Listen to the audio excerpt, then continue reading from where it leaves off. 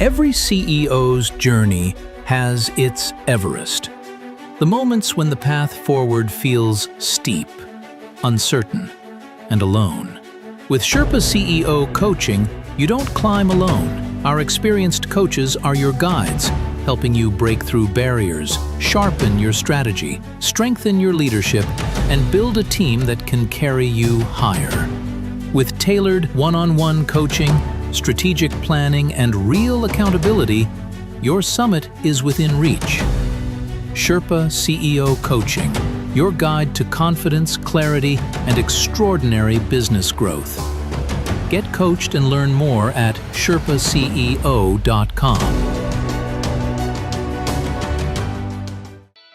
Welcome to the Entrepreneurial Journey with your host, Dave Westcott. The Entrepreneurial Journey is a weekly podcast that streams live every Tuesday at 9:15 a.m. Pacific on Dave's YouTube channel and LinkedIn profile. Now here's Dave with this week's episode.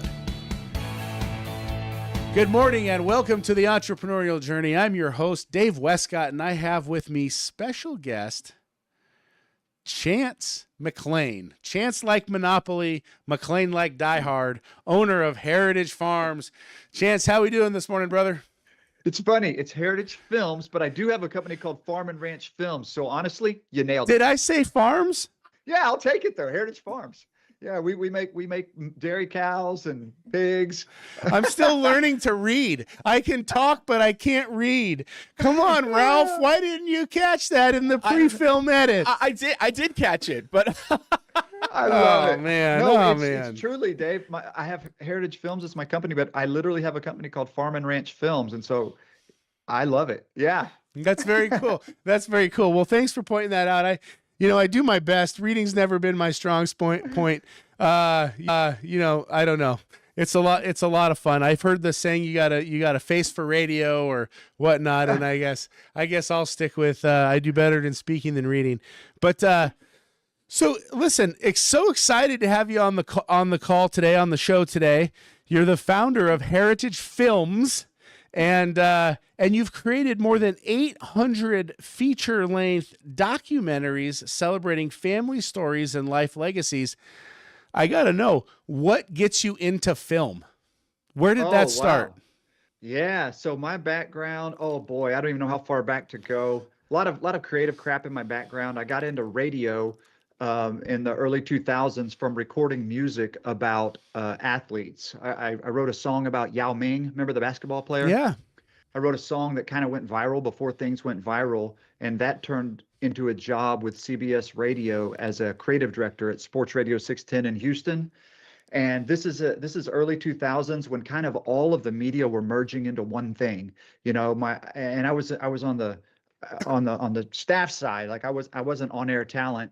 And so I wanted my guys to not just talk into their microphones, but, I wanted them to have blogs. I wanted them to do vlogs. I wanted them to, get into the social media and expand brands that way. Well, part of that was video. We wanted to do video things. And so I started getting into video. And before you know it, I wrote a musical and filmed it and released it on YouTube and ended up getting nominated for a Streamy Award. So got to go to LA. So I had a knack for the video stuff. And started kind of moonlighting, doing TV commercials and internet videos throughout the early 2000s into the 2010s. And then in 14, a buddy of mine I had left radio, was doing video full time. A buddy of mine asked me to film his dad, and that became the first Heritage film. And now this is like 95% of what I do. Wow, that's pretty cool, man. So it started 25, 26 years ago in the early 90s.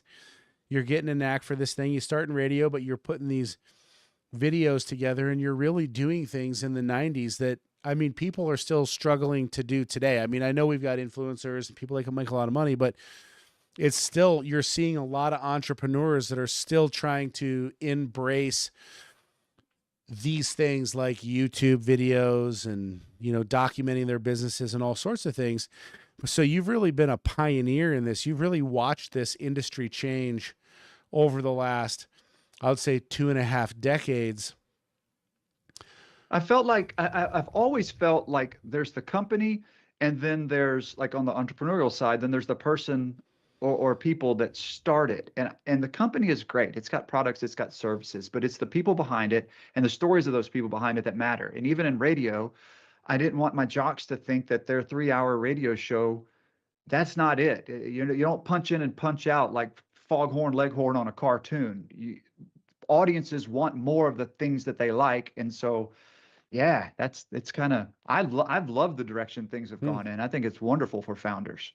What are the things that people like? I mean, obviously you've found some buttons to push, but when you're really talking about audience, I mean, how do you get people to engage? How do you get people to come back time and time again? What are some of those things that people really come back to and really want to see? Or you used the adjective version of it when you said really, but real authenticity is all that matters. And I see so many people that hump it and try to do everything they can to go with a message. Their messaging matters. Their messaging, get your messaging across. And I think the messaging has to just be authenticity. And I think that's what breaks through. And the further we go into social media, I think that's becoming more and more real. Even with all this AI slop and all this these really cool fun things that are coming, I think we're just going to want reality more and more and more.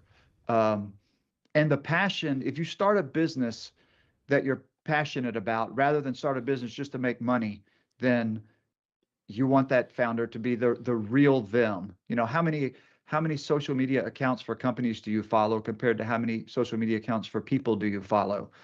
The people matter so much more than the brand.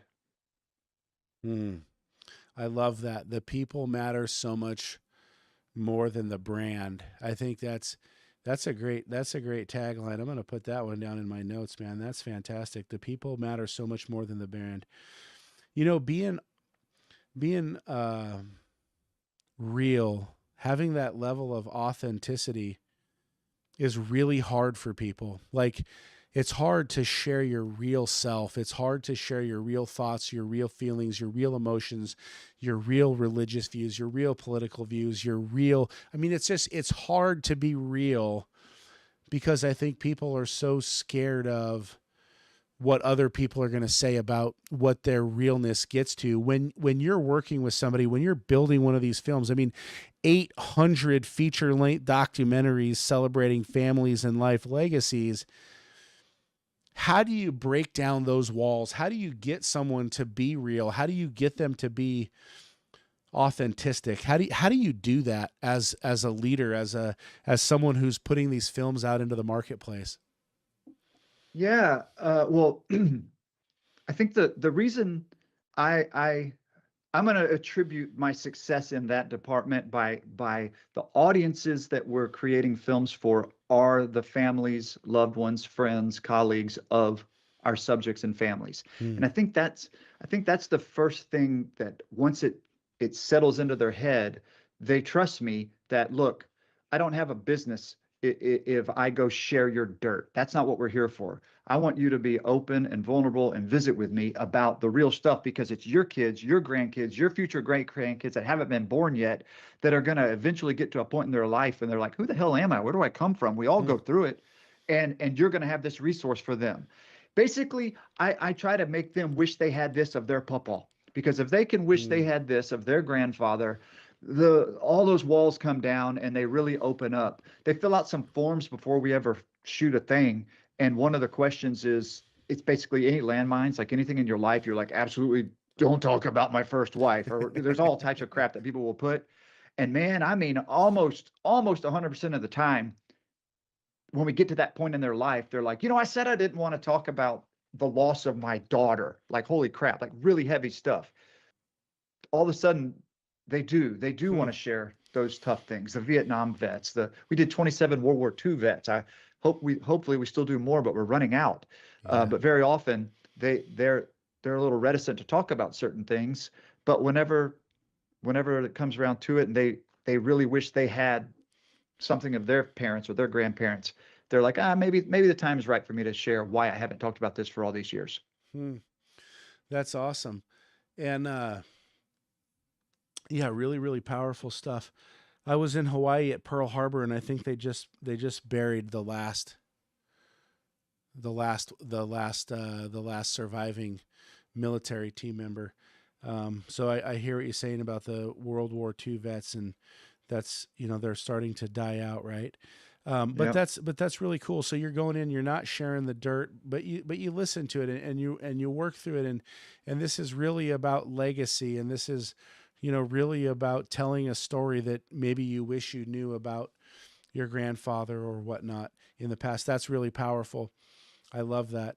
Yeah. Um, I think, as you do that, is there one of your films that really comes to light that you're like, man, this was really special, or this was just, man, I love this film. Like, go watch it, go look at it. It's so impactful in life. Is there one out there that you can think of that's just really off the Yeah. charts, or are they? There's there's so many. I mean, my gosh, there's countless ones. There's there's there's countless ones. Like literally the people. Here's what I'll tell you. Nobody calls me to go film Dad if Dad is this piece of crap. Like Hmm. it's the best people in the world that even want this. It's the people who are raised a certain way to care about the past, and they also care about the future. So there's some continuity that there's a lack of narcissism that my clients, because we, about 80% of our films are their parents, their grandparents, and about 20% are them themselves, and those are still great too. So it's all of them, man. And then I go spend all this time with the people that live their life where they have a child that cares about the past and the future. There, as far as one that stands out forever, um, it's this dude that I filmed named Jacko, who's a farmer, and his grandson hired us to tell his story. It was in August, and we had to haul butt because it had to be done by December because he wasn't supposed to see Christmas. He had stage Wow. 4 pancreatic and liver, and it was just in bad shape.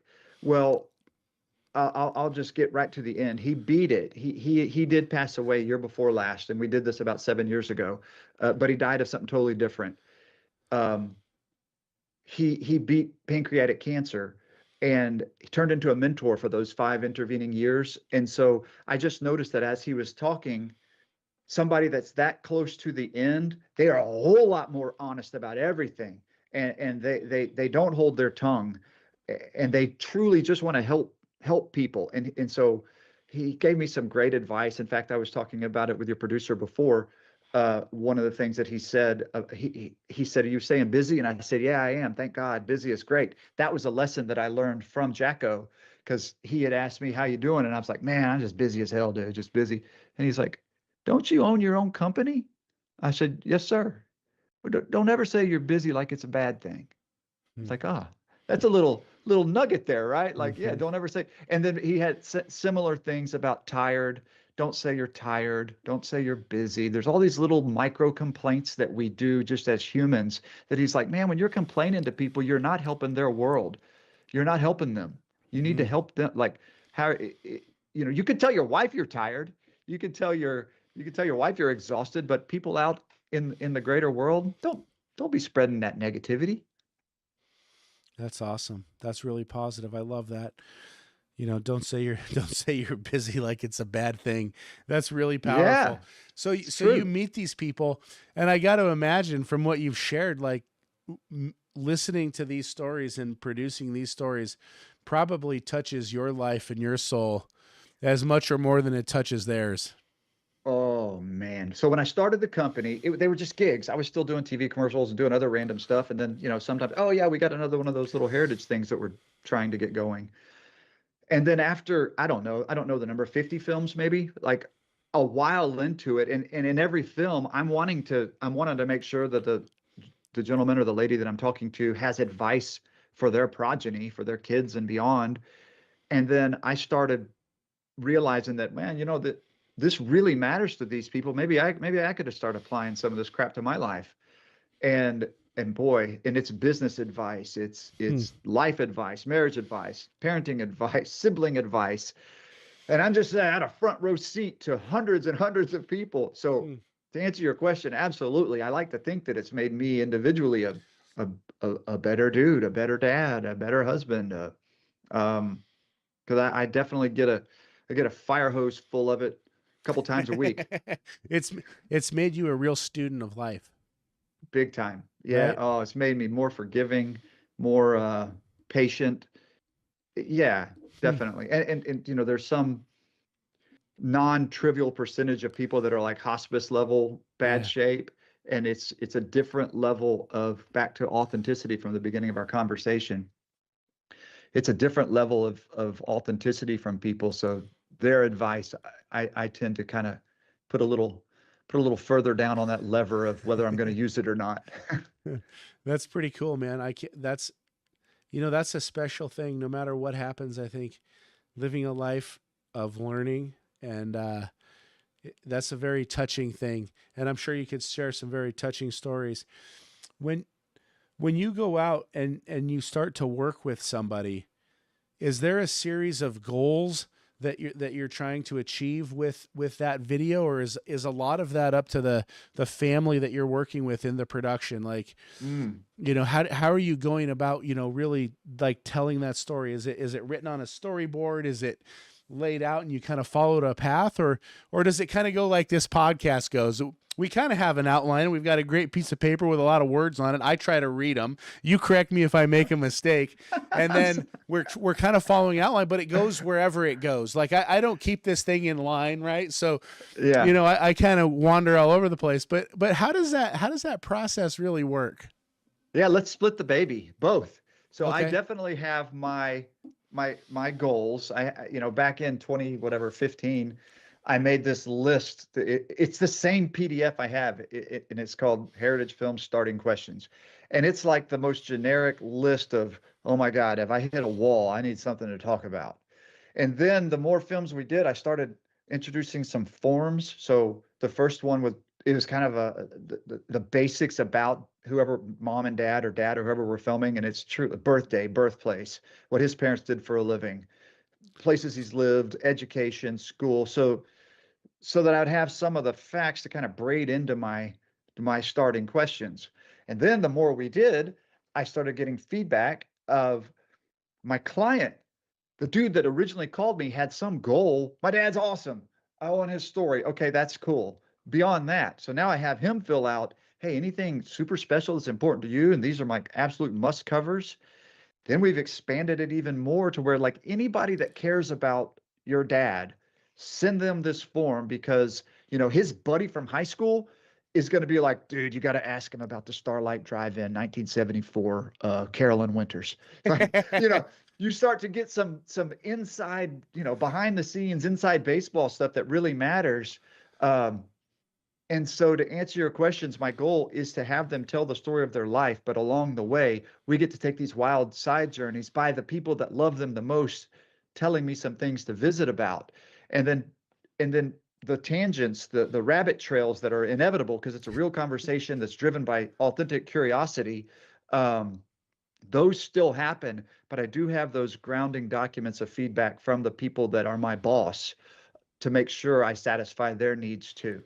Wow, that's incredible. So, how does somebody work with you? I mean, I've never even heard of this, but it sounds like an amazing thing. I just lost my dad a little while ago, and I would have Mm, loved to have had this experience, right? Like I'm kicking yeah, myself 50 times, and yeah. I wish I knew about you. I wish I knew about something like you, because I love my dad. He's gone. I can never get him back. It breaks Yeah. my heart, right? But I'm I sorry, didn't brother. know. It's all good. Yeah. He was 92 years old. He lived a great Whoa, life, good but run. Good run. I didn't know about it, right? And I Yep. wish, I wish I would have had the foresight to meet you, and because the money doesn't matter. Like, I don't know what this costs. I've got some ideas in my head. I may ask you that, Yeah, but yeah, I'm happy to. but but at the end of the day, when my dad is gone, and it might even get me choked up, there's nothing more important than seeing that story. There's no amount of money that would be in I my know. bank account that wouldn't be worth spending an hour and a half with him on a Saturday morning. I know. And again, I'm sorry for your loss. It's brother, I never thought I'd be in a world where I'm working in that space, where I'm dealing with people and loss and hardness and hospice and all this stuff. Caught Yeah. myself. And yet here I am. So how do we do it, man? I don't know. People, it's why it's why I want to tell people on podcasts that this is out there, and there are other companies like mine. I am the best. I swear to you, I believe it with all of my heart. I love it. I can't imagine somebody working harder than my team does. Like if they do, then use them. But we bust our asses to make these things awesome, and we care deeply, deeply, deeply, deeply. So, yeah, how do I don't know. They find me and in the process, there's so many different types of people out there. There's Yeah. not just from the subjects, but from the clients. There's crazy. Most of the people that hire us are in the busiest part of their life. They're 35 to 60 years old. They're so busy, like, and a lot of them they don't have time to fill out a freaking form. So, okay, cool. Just text me some stuff that's important to you and I'll figure out the rest. Then other people, well, dad has been journaling for 15 years and I have a Word document. Send it. Whatever they have, we will ingest to make the movie better. Meet people where they are. Some people, I mean, it's as simple as some people want to text, some people want to email, and some people want to talk on the phone. We got to meet people where they are. The client is always right, or I want to get one that says a sign that says the client is often right, because that's more true.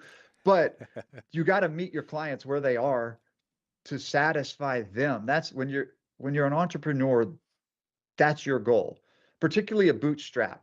I think if you've taken on investments, then you kind of have two bosses. You have your client and you have your investors. When you're bootstrapped, my only boss is the guy that's going to cut me a check, and I got to go earn it every single time. I So love that. got to decide what it is to make that boss as happy as possible The rent is due every day, every damn day. and you guys are putting in work. That's pretty cool. So if somebody wants to do one of these videos, what does one of these cost? How does that happen? Yeah, so there's two tiers, and I suck at describing the difference, but oh well. The what we call traditional films, that's kind of think of it as a box. Like, here's what we do. We stick within this system and it works, and you're going to love it. And there's 1 day and 2 day productions for 10 or 15K plus travel wherever we are. We spent 12 days in India in December, so that was not a traditional film. That is what we call a signature film, which is my fancy pants way of saying totally custom. And in a signature film, perhaps we're not just going to talk to mom and dad, but also dad's two brothers, mom's sister and brother, all four kids. We're going to go to the beach house. We're going to go to the Cape like we did 2 weeks ago. We got to go to Cape Cod for a 2 day film. Wow. And it was like a foot of snow. It was like, when I told some of my hoity-toity friends, I was like, yeah, I'm going to the Cape, and they're going, when? I was like, early February. It's pretty cool. They're like, dude, I bet you got a great deal on hotels. So it's like, come to think of it, it was really inexpensive. It's like, yeah, nobody goes to the Cape in February. That's cool. Yeah, but the custom films can be lots of numbers. There's different people have a different threshold of what they want to do and what they want covered. The traditional films are absolutely excellent. It's 80% of what we do, and there's no less effort goes into anything. But the custom films, a lot of them come to us through family offices, multifamily offices, private wealth management folks, stuff like that, where their client or their executive or their principal or whatever the word is just very they like things their way. Well, we're capable of doing that. Leverage what talents we have by this crazy volume that we've done, but apply it. And man, we've done crap. We've mounted GoPros to airplanes. There's nothing we can't do.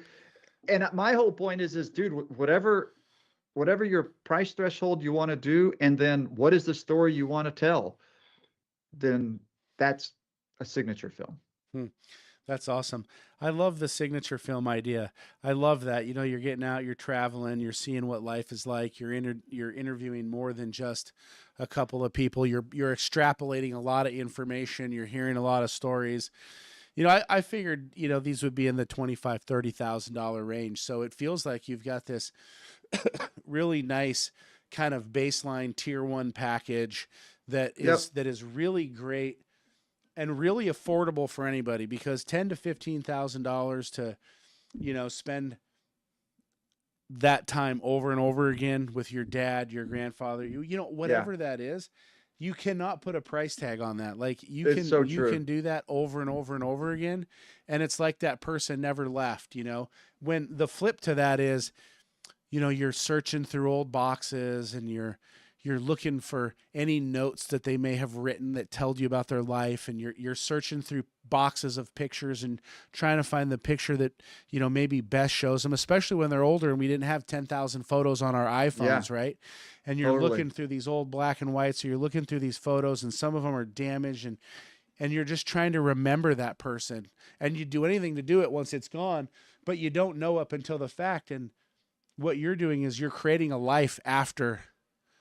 Yeah, definitely. Hmm. There's so much that we're doing that I didn't know we were doing. Um, I thought it was the stories. Like I literally I thought about my grandmother who was born in 1908 and she died in 2010. So she's 102. Nice run. Um, and even when I started the company, I was like, man, I would have loved to have known these facts and the what she was doing here and where she was doing that and what she was up to. She was an amazing lady. And and the further I've gotten into it, I was wrong on my interrogative questions. It's not the what's and the whens that we really want to know. It's the hows and the whys that we really want to Hmm. know.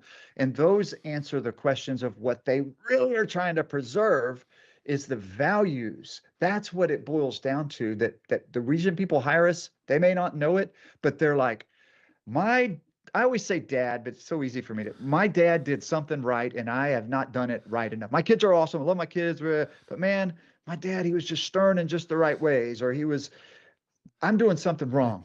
And I literally think people are hiring us to get those values of that generation before Wow. us so that we can inculcate those because we think that we're inadequate in ways. And the crazy thing is we've already done 4 of these that we did people back in 2015, 2016. And now we've done, the guy that hired us has been the subject as opposed to the client. And we're able to use elements from his dad's film in his film.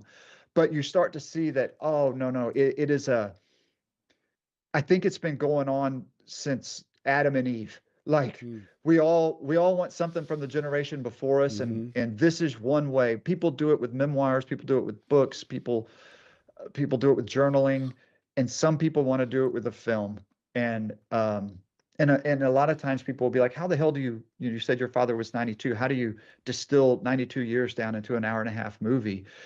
The cream rises. That's what I tell. We'll talk for 4, 5, 6, 7 hours and then edit it down to an hour. Well, the stuff that needs to get told, he's not going to forget about his twin brother. You know what I mean? Like Yeah. the right things get talked about. I'm sorry, I'm Hmm. rambling. No, that's I awesome. love what I do, dude. That's what this is all about. This is all about that. This is a great thing. And it's interesting too, because what I find is that, you know, when you lose a loved one, everybody has a different relationship with that loved one, and everybody knows that loved one in a different way. And every single person who interacts with that person has their own series of, I'll call them gem stories, that are private or that are locked into that person. And so what I can see happening in this is that you become exposed to more than just your singular lane view of that person. You're able to capture many glimpses of how that person lived their life. And even in a father-son or a brother-to-brother relationship, or a mother-to-son or mother-to-daughter, whatever that might be, you're going to get different capsulations of that person's light that they shone on the world through the different stories and the different people that you interact with. So the more people you can bring to the table, the more people that can interact with the video, the more powerful it would seem to me that it would be. Is that on course, or have you 100% experienced correct. something different? That drifts that's the most common application of signature films is when there's more voices. So think of it as you get a composite of the people around them as opposed to just a single artist drawing. You get Yeah. multiple, so it's more well-rounded. And a little secret thing that we always do when we have multiple parties is after the end of the quote I hate to say interview. It's not, we BS, we chit chat. Yeah. But at the end of all of them, I'll like, let's say I'm doing a film for my client's dad and I'm interviewing my client's uncle, so dad's brother. After I've visited with the uncle, I'll be like, all right, last thing I'm going to do is I'm going to leave the room and let you talk to this little camera right here. Just look right into this. I don't care if you say, Dave, I love you. You're the best brother I could have ever asked for. Or if you want to open up a little bit, whatever you want to do, just do it. And I'm leaving the room because I think you'll be able to be more open. So we do that with all of them. And we are able to have, because our subject is also audience for a while, right? The subject is also going to see it. And so we put these things together, and man, I think that if we only did one thing, it would be those little reels of people crying and talking, and you realize how important this dude that I spent a day or two or a week with, how important he is to other people. And it shows us that the impact that we have on the people that surround us, our family, our friends. You want to be that guy that would make them say a lot of the things that I get to see whenever they have those direct to camera things. That's powerful. That is powerful. That is powerful. You've seen some powerful stuff. I mean, you have got to have witnessed and seen some things that just, I mean, I got to imagine sometimes you're shooting these videos, or you're cutting these videos, or you're putting them in. And I got to imagine sometimes it just brings you to tears. Totally. Well, so I do the interviews, and then my team edits. And then the last thing that a video does, whenever it's ready for the client, we have what we call a producer pass, which is what I spend my weekends doing. So I watch whatever films got finished that week. I watch and make my notes to make sure that, number one, that it meets our qualities. And then number two, that the edit matches that dude that I spent a day or two or a week with. I want to make sure that the vibe is right, for lack of a better word. So I give my notes, and then the editor does my notes, and then it goes through the client. But I get to see every film that we do. I get to put my eyes on it before the clients do. And I do cry. I really do. I believe It's a privilege to be invited into these lives. And my whole life, dude, if you go back through my career, there's like 3 years here, 3 years there, 5 years there, 7 years. I'm 53, and now I've been doing this for, I guess, 11 years. And I feel like I haven't even started. Like I am in the past, like year two, I'm getting itchy. I'm like, all right, man, this sports radio stuff is super cool, but I need something different in my life. So I worked for CBS for Sports Radio 610, and me and a bunch of guys branched off and started our own radio station. And I did that for 3 or 4 years. And then I'm like, man, radio in general, this video stuff. So that was my whole life until this. And now I just want to get better and better and better. Wow. That's amazing. It's like a mission. It's an incredible mission that you're on. So let's take it back to radio.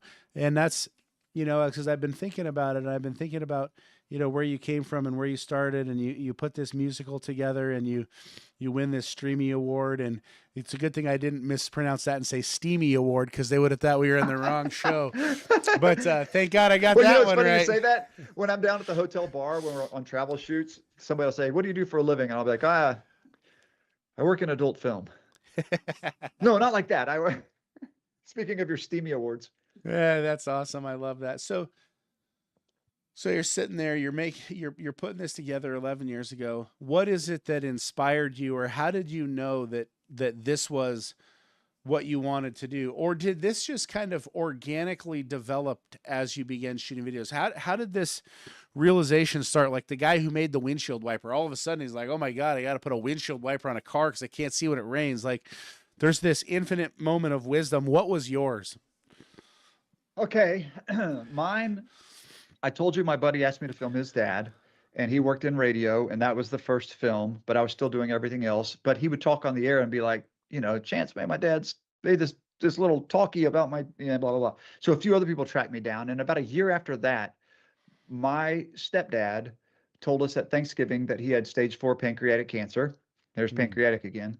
And he had 12 to 18 months to live.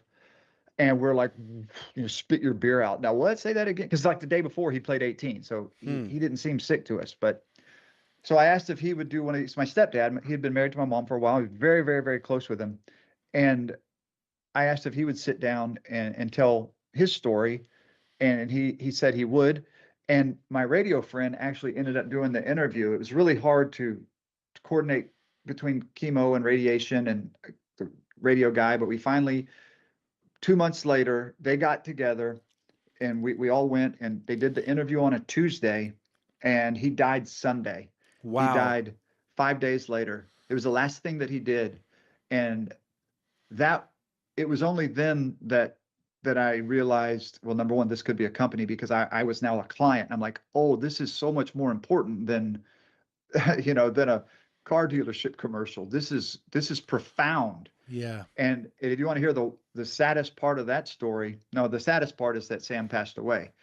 The most pathetic, I haven't edited it yet. Huh.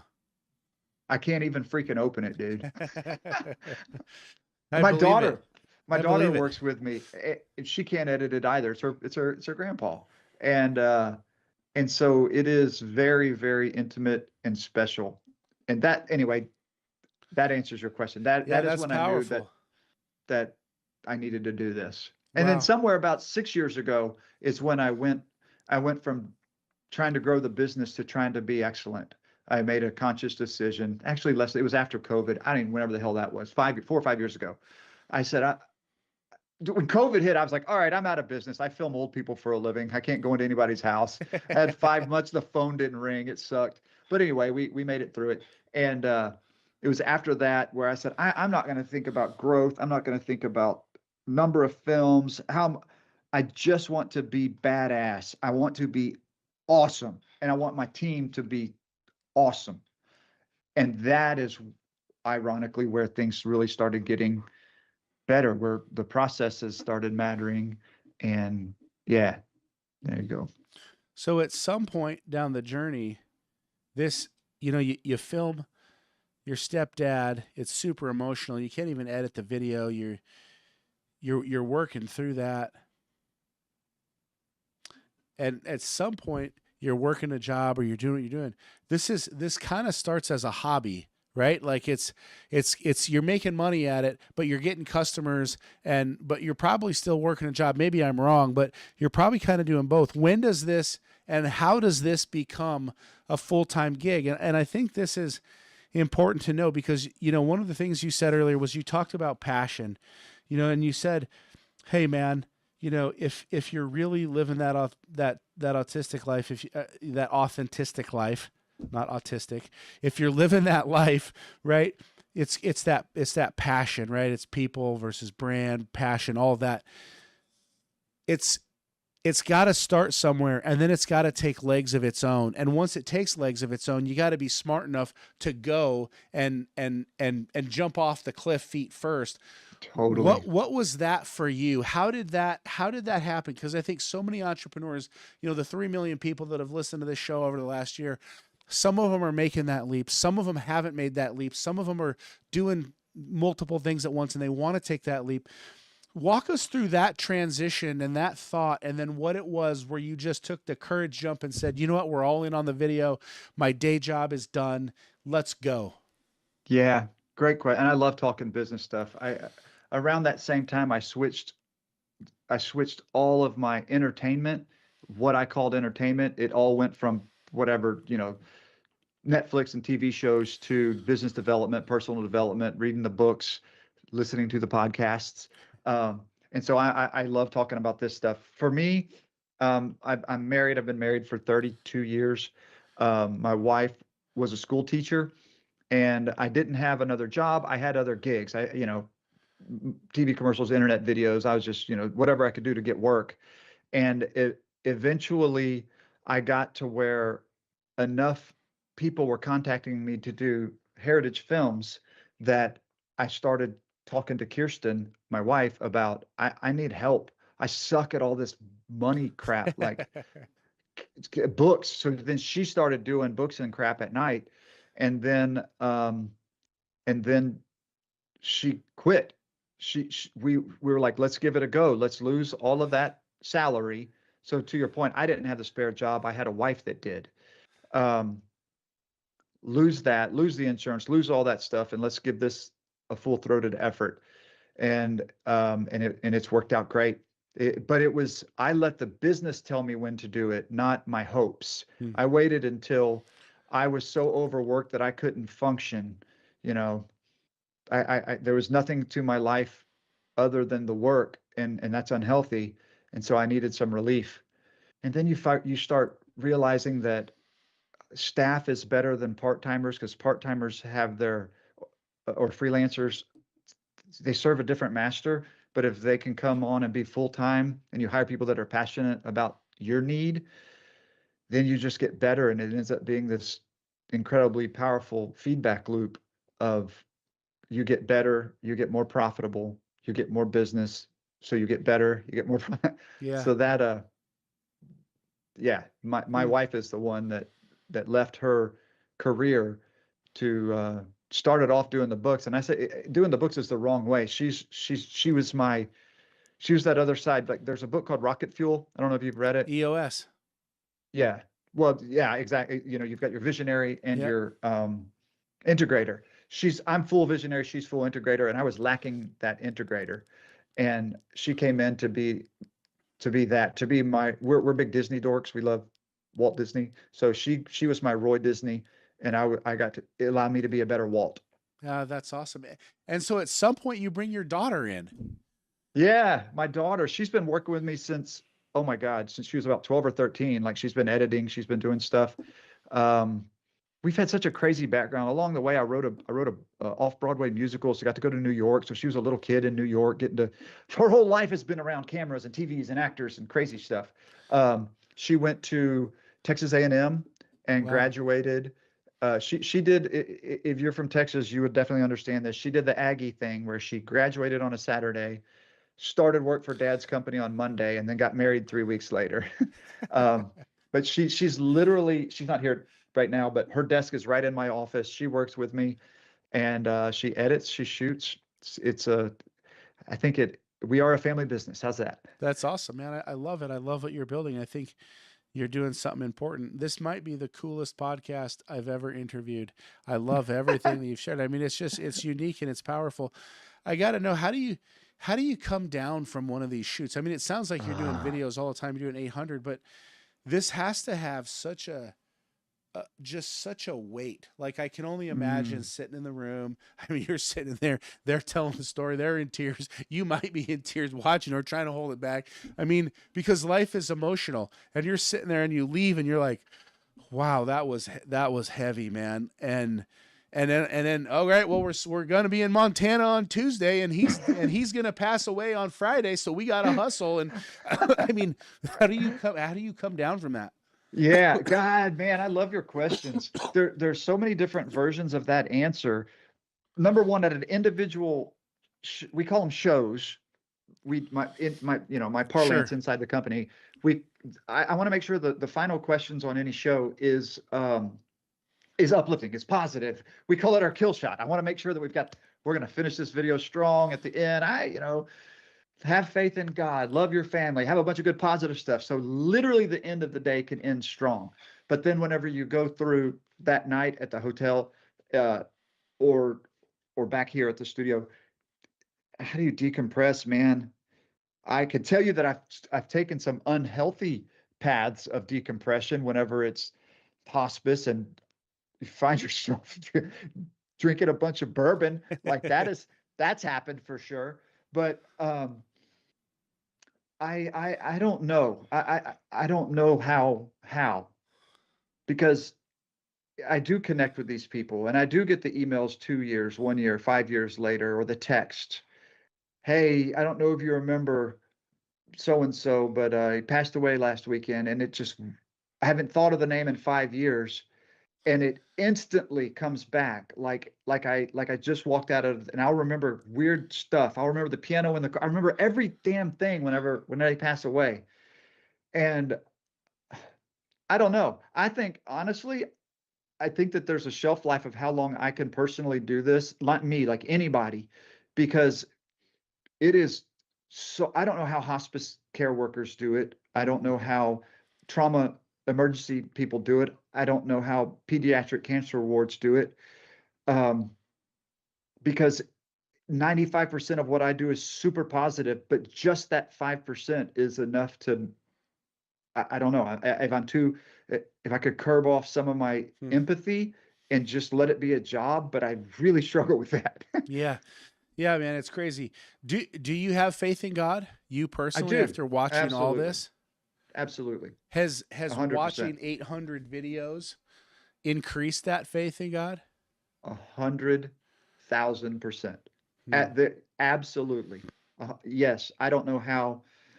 I don't have to get into semantics of what somebody's faith is. I want them to believe in something.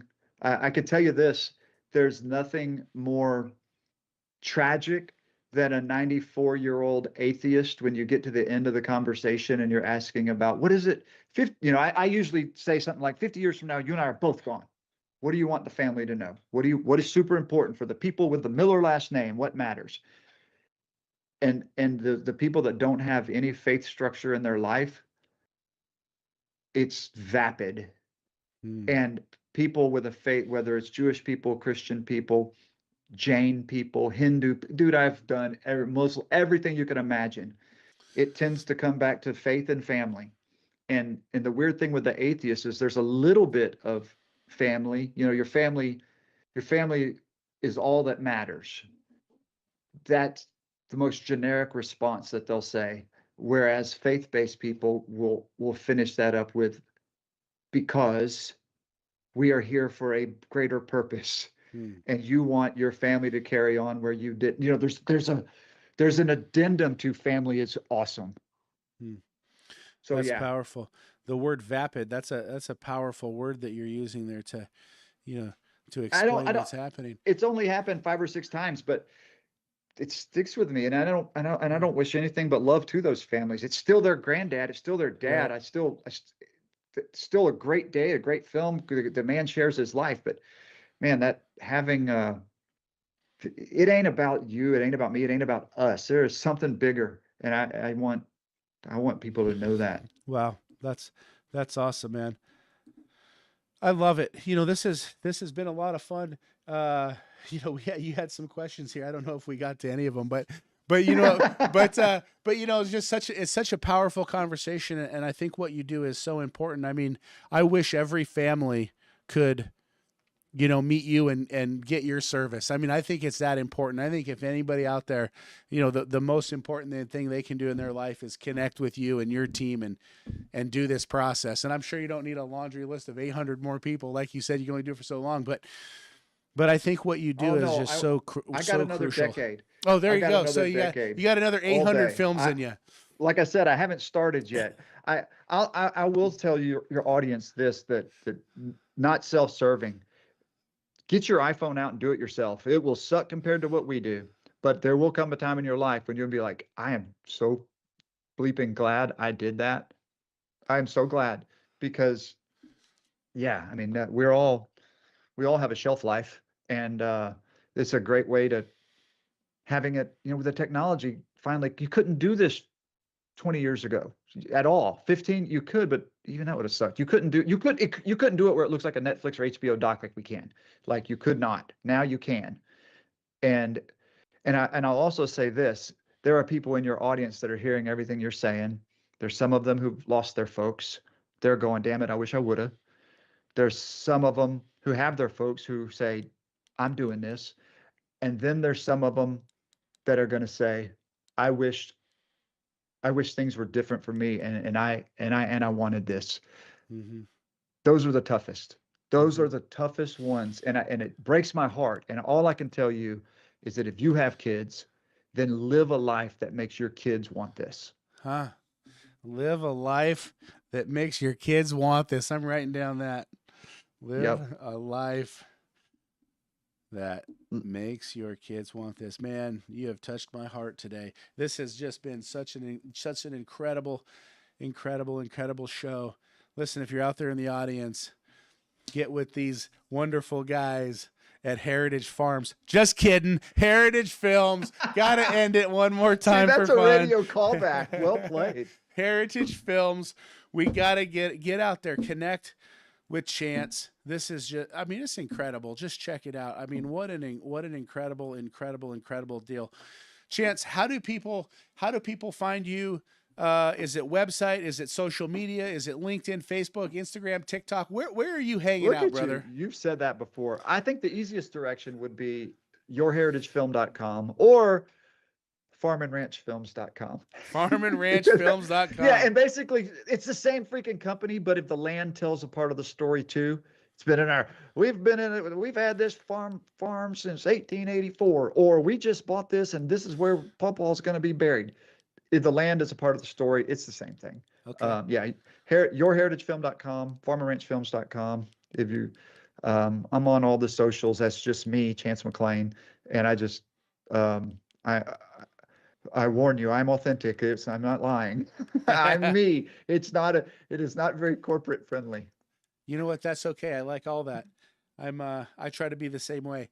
Good. I'm a big USA hockey fan, so I was trolling Oh, trolling some Canadians over the weekend, yes, and that was the best I don't thing know ever. if it was making people very happy, but yes, it was awesome. I was up at 5 a.m. watching the movie, Oh, it was watching so the good. show, watching the hockey game, running 12 Yeah. miles, having a great time. It was so good. Yeah, I was in Toronto 3 weeks ago for a film, and we were already talking crap about Team Canada and Team USA hockey back then with my Canadian gentleman. Interestingly, you asked the World War II stuff. His dad was a World War II vet Wow. for the other side. He was Wow. he was a German soldier, and it was fascinating to hear that perspective. Like you mentioned earlier about politics. I don't let politics get in the way. Dude, I don't even let Nazis get in the way. His dad was they had a whole lifetime of having to deal with some challenging stuff, man, some horrible stuff in the family history, but But it's still part had of a the story to story, tell. right? It's part of the story. It's better to be honest and say, here's what happened and look at these jacked up things. But Pawpaw came around, he realized he was wrong. And anyway, I have a tangent for everything. My apologies. That's cool, but I have to imagine if you were a Nazi soldier, you were just going to war for your country, doing what your country thought was best at the time, probably similar to how we go into Bosnia or Iraq or whatever, or Korea, or Vietnam. I mean, and a lot of that, Totally right. you're a pawn just moving forward the Big way that time. your country's moving you.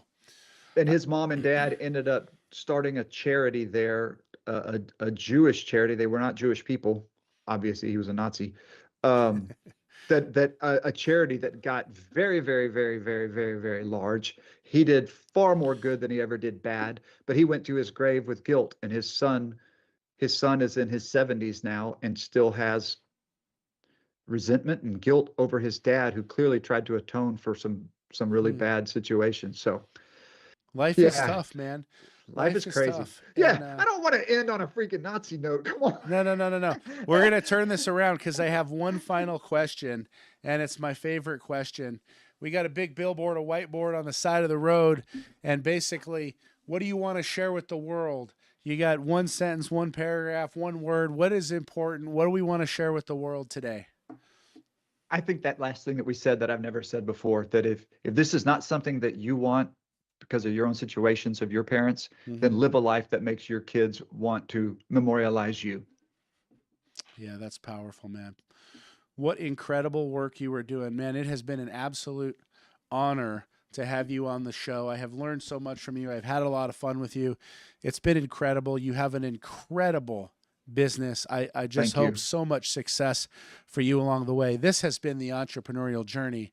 I'm your host, Dave Westcott, back 9:15 a.m. Pacific Standard Time every single Tuesday.